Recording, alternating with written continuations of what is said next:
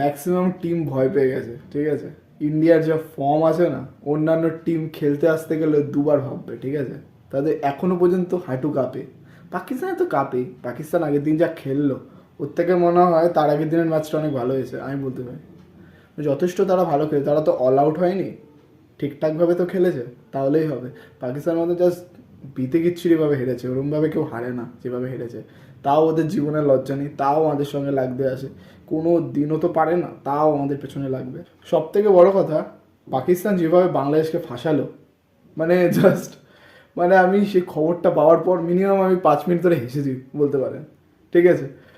যখন দেখলো যে পাকিস্তান দেখছে যে আমাদের লস চলছে, না খেলতে হবে, অমনি বাংলাদেশকে লাথি মেরে পাঠিয়ে দিল। আরে আমরা জানি যে বাংলাদেশ পাকিস্তানের তলায় থাকে, সেটা আমি বুঝতে পারছি। একটা বাপ ছেলের ঘটনা, বুঝতে পারছি তাদের মধ্যে। মানে বাবা যেভাবে ছেলের ওপর টর্চার করলো, ধারণার বাইরে, ঠিক আছে?